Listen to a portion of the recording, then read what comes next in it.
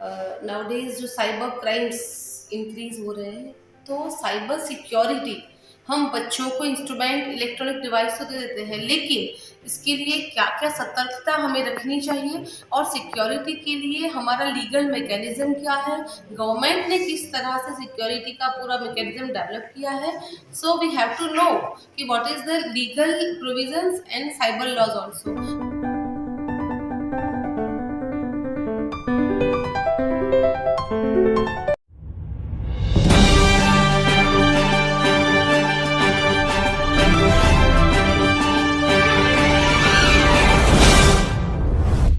Cyber security awareness for youth seminar.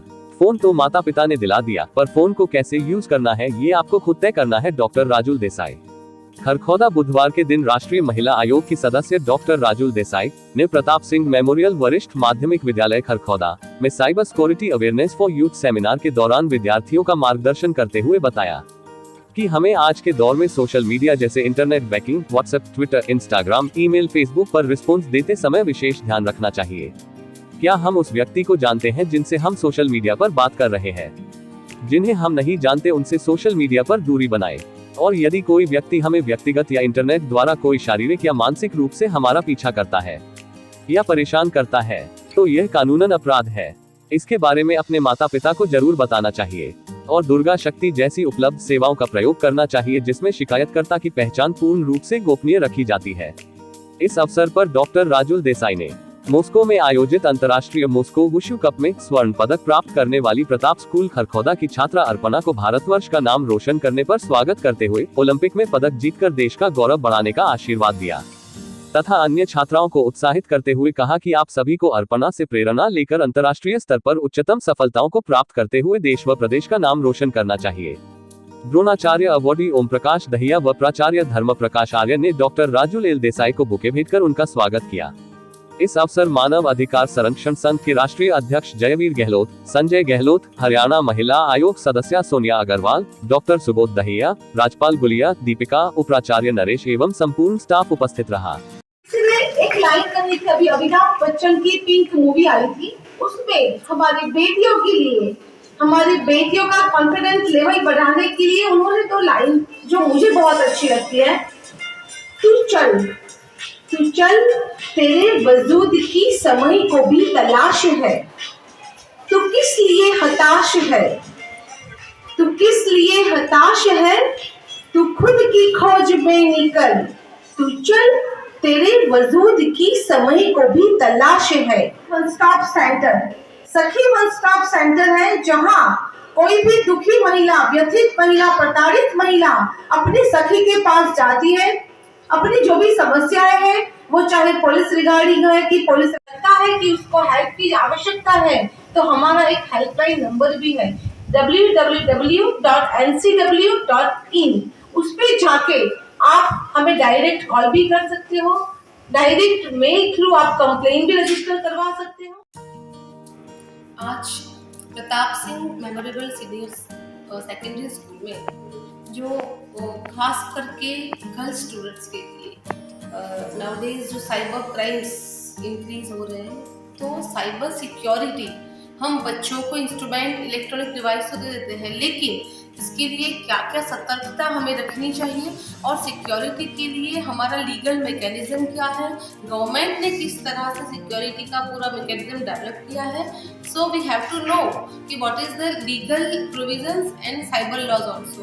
सो आज मैं हमारे बच्चों के साथ साइबर सिक्योरिटी की रिगार्डिंग सोशल मीडिया में क्या करना चाहिए, किस तरह से सोशल मीडिया की वेरियस एप्लीकेशंस का यूज़ हमें करना चाहिए और क्या सतर्कता रखने की भी आवश्यकता है।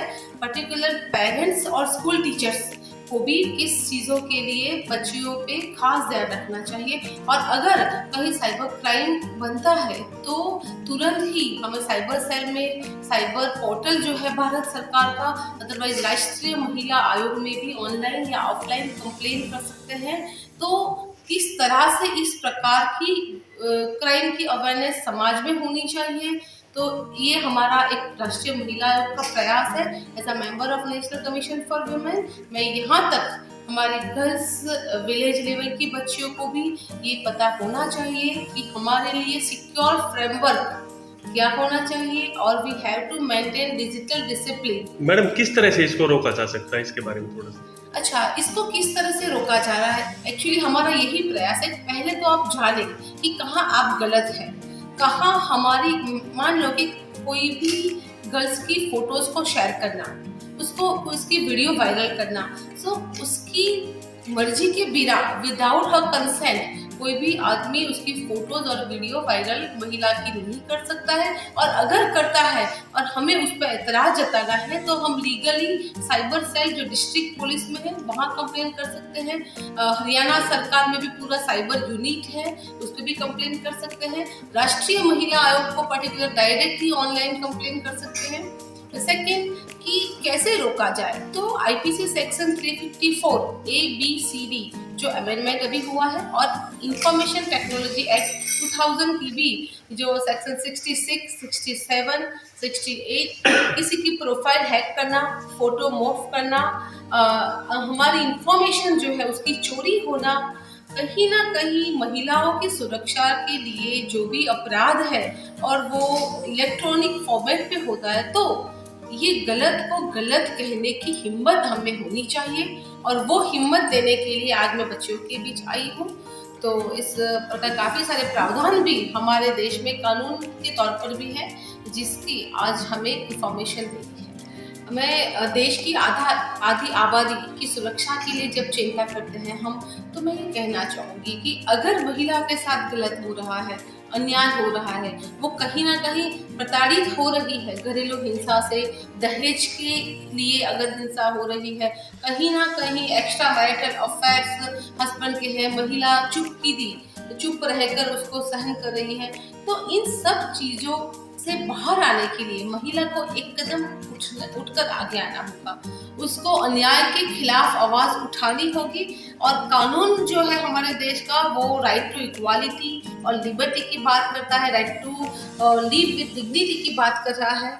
तो अगर हमारी महिलाएं गलत को गलत कहने की हिम्मत नहीं रखेगी तो किस तरह से जो गवर्नमेंट तक ये बात पहुंच पाएगी। इसलिए मैं सभी महिलाओं को ये मैसेज देना चाहती हूँ कि अगर उनको पुलिस थाने तक नहीं जाना है, कहीं ना कहीं एक सोशल स्टिग्मा है रेप्यूटेशन की वजह से, तो वो राष्ट्रीय महिला आयोग में ऑफलाइन या ऑनलाइन कंप्लेन कर सकते हैं। महिला आयोग उनके साथ है, उनको न्याय दिलवाने के लिए उनके लिए महिला आयोग फाइट करेगा।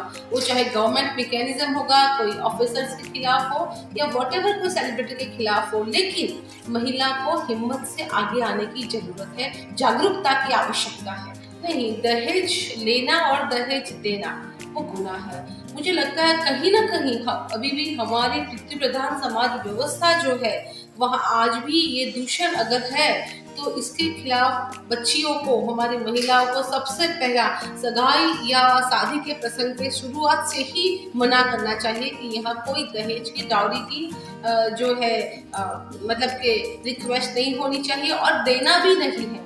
तो ये एक कम्युनिकेशन जो अगर स्वस्थ तौर पे अपने कौटुंबिक तौर पे किया जाए तो मुझे लगता है कि ये दूषण जो है उसको हम दूर कर सकते हैं। अदरवाइज ये जो बैड प्रैक्टिसेस अभी सोसाइटीज में चालू है उसके खिलाफ आवाज़ उठाने की आवश्यकता है, क्योंकि कानून तो उसके खिलाफ है ही, लेकिन कानून की अमलवारी जहाँ होती है वहाँ तक प्रॉपर इंफॉर्मेशन नहीं पहुँचती है। दैट्स वाई कहीं ना कहीं ये सब अभी भी समाज में बैड प्रैक्टिसेस चल रही है। महिला को आरक्षण एक्चुअली अवर कॉन्स्टिट्यूशनल आइडियल्स जो है, भारतीय संविधान के जो आदर्श जो है वो समानता का अधिकार, मैंने आगे भी बताया कि महिला हो या पुरुष वर्ग हो, वो चाहे कोई भी क्षेत्र हो, एजुकेशन हो, वो चाहे एजुकेशन एकेडमिक इंडस्ट्रियल हो, धार्मिक लेवल पे हो या पॉलिटिकल हो, तो उसको अपना हक मिलना चाहिए। कहीं ना कहीं अब तक महिलाएं हमें नेतागिरी के रूप में बहुत कम देखने को मिली है। क्यों? क्योंकि घर से उसको ऐसा माहौल नहीं मिला। आज जब सरकार उसको रिजर्वेशन दे रही है तो मुझे लगता है पहले तो महिलाओं को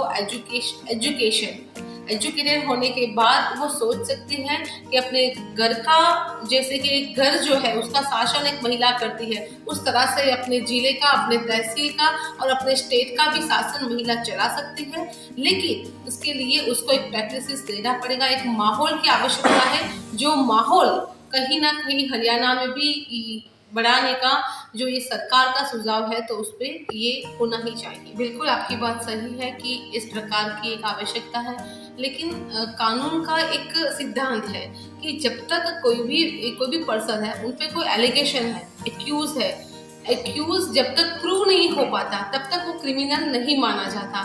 सो एक्यूज को क्रिमिनल प्रूव करने की जो पूरी प्रोसेस है जुडिशरी में, उसके लिए उसको तब तक इनोसेंट माना जाता है जब तक वो प्रूव न हो जाए कि जो ये बंदा है उसने ये गुनाह किया है। तो ये सिस्टम की वजह से कहीं ना कहीं एडवोकेसी भी चल रही है।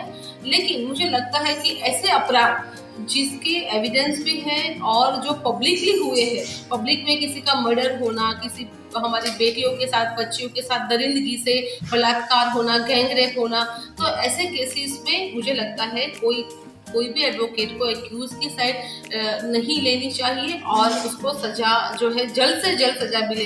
जैसे कि गुजरात में अभी एक बेटी की सरेआम हत्या हुई थी, तो उसकी विदिन 10 डेज में चार्जशीट तैयार हो गई। तो कहीं ना कहीं चार्जशीट का रूल्स है 90 दिन का, लेकिन अगर ऐसा कोई क्राइम है जो पब्लिकली हुआ है तो उसको जल्द से जल्द आरोपी को सजा होनी ही चाहिए और अर्जेंट बेसिस पे लीगल मैकेनिज्म अभी वर्क करने लगा है। तो जुडिशियल एक्टिविज्म के काफी सारे केसेस अभी आज हमारे सामने हैं। लाइक, शेयर, सब्सक्राइब जरूर करें हमारे news channel HR star news को।